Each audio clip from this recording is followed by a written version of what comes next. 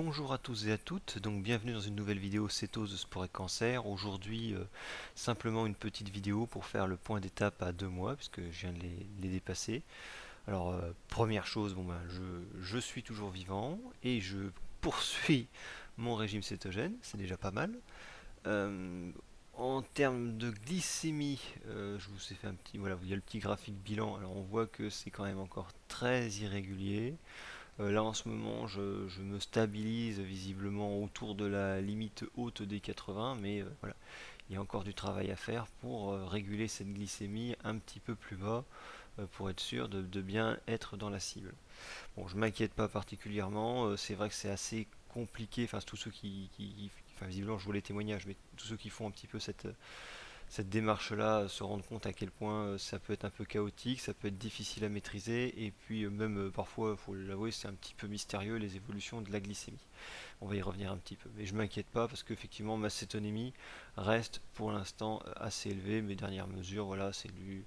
J'ai quasiment, voilà, ça fait quand même beaucoup depuis lundi, ouais, début du mois, je suis toujours au-dessus de 3, quoi. Donc, pas d'inquiétude particulière de ce point de vue-là. Je pense que c'est simplement une deuxième phase de cette adaptation qui se déroule tranquillement.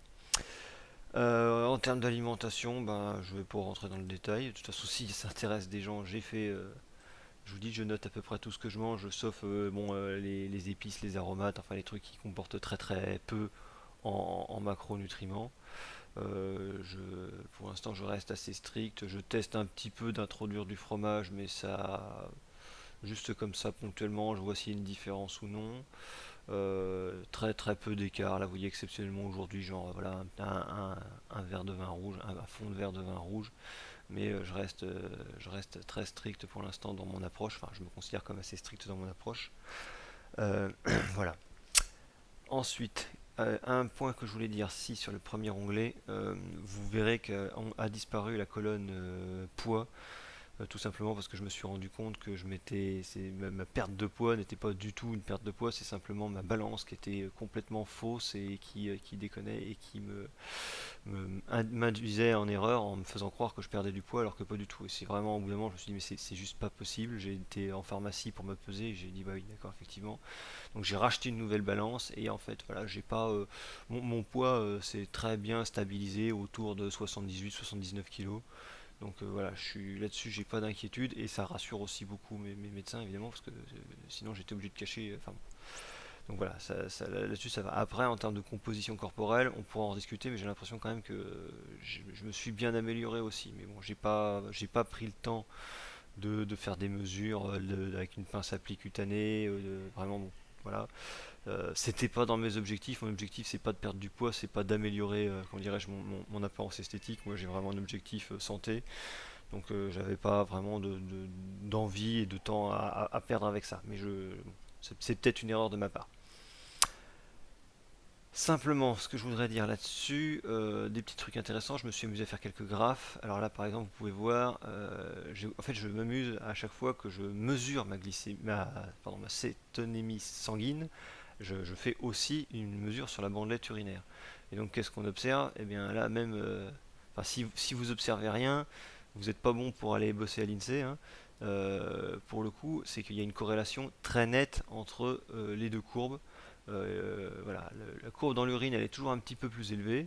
Bon, après, c'est une question d'estimation aussi des bandelettes, hein. Mais en tout cas, la corrélation, elle est très nette. J'arrive avec oui, enfin, ceux qui connaissent un peu les stats, un R carré à 0,93. Donc voilà, on voit quelque chose se dessiner. Alors après, interpréter cette courbe, c'est un peu délicat. Moi, c'est vrai que de prime abord, je me suis dit, bah, ça veut dire que déjà les bandelettes urinaires, c'est peut-être pas acheté à la poubelle tout de suite.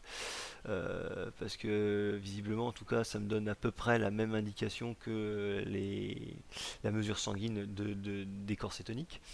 Après un bref échange là, avec Johan Camarata sur le blog Super Keto, il y a aussi une deuxième interprétation possible, c'est que je sois simplement vraiment en phase 2, c'est-à-dire que je produise beaucoup de corps cétoniques, mais que je ne les utilise pas de manière, enfin, je l'utilise pas suffisamment, et que du coup, bah, c'est logique que j'en ai à peu près autant dans les urines que dans le sang. Donc théoriquement, si en phase 3 j'utilise mieux mes cétones, il devrait peut-être y avoir une décorrélation entre ces deux courbes, c'est-à-dire que ça devrait se stabiliser déjà, parce que vous voyez qu'il y a des grosses variations, ça devrait être un petit peu plus bas, et il devrait y en avoir plus dans le sang que dans les urines. Bon, c'est la théorie, on verra si ça se passe comme ça.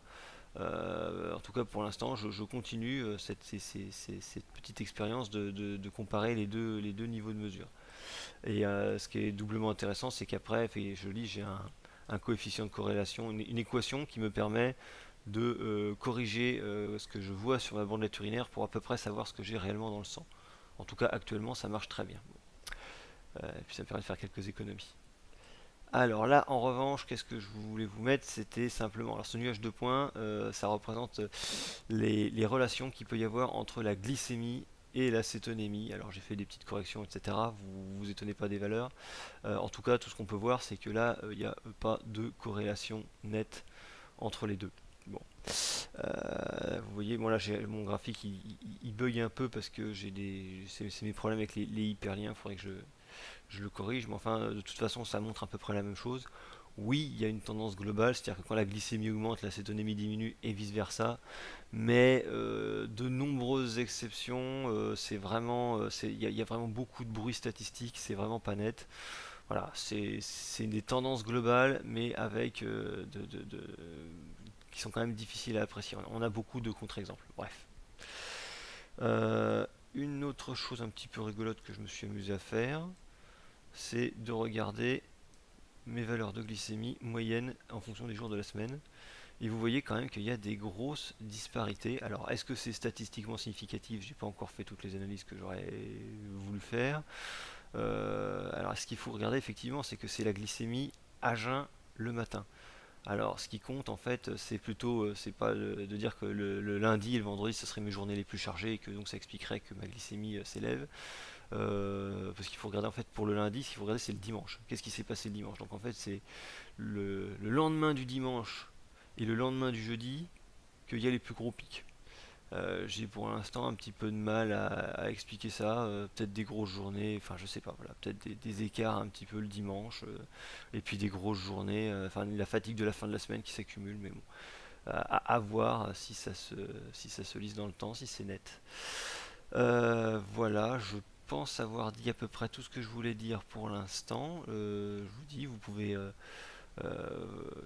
regarder, je vous remettrai le lien sous la vidéo. Je vous dis en termes de glycémie, et voilà, j'essaye de réguler, mais là c'est pareil, il n'y a pas de. Je regarde vraiment en fonction de mes apports protéines, lipides et glucides bruts ou glucides nets d'ailleurs, les deux.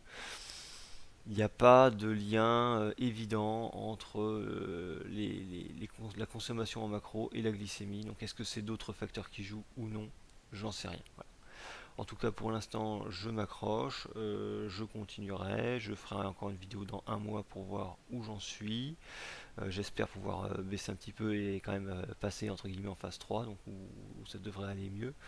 Cela dit, moi j'ai pas de. Enfin, comment dirais-je? Euh, on peut dire que. On pourrait penser. Enfin, moi là où j'ai une petite hésitation sur la phase 2, où j'aurais une grosse production de corps cétonique et où j'aurais pas d'utilisation de ces corps cétoniques, c'est que quand même j'ai des grosses journées de travail, je fais du sport, etc. Et j'ai pas de coup de barre, j'ai pas de fatigue, je suis bien. Donc je suis quand même surpris que mon corps arrive à carburer avec une glycémie aussi basse sans utiliser des cétones et continue à produire autant de cétones sans les utiliser. Bon, voilà, après, je vous dis, c'est à voir.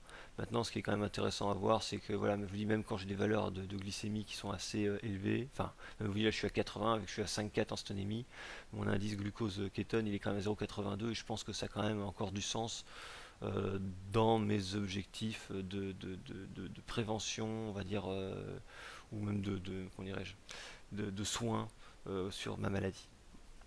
Voilà, donc c'est le bilan complet des 2 mois. Je vous remercie d'avoir regardé cette vidéo. Pour ceux qui suivent un petit peu cette aventure, j'espère que vous voyez que j'essaye de faire ce témoignage de manière assez approfondie et j'espère que ça aboutira vraiment à quelque chose à un moment. Voilà. Bonne journée à tous et à bientôt.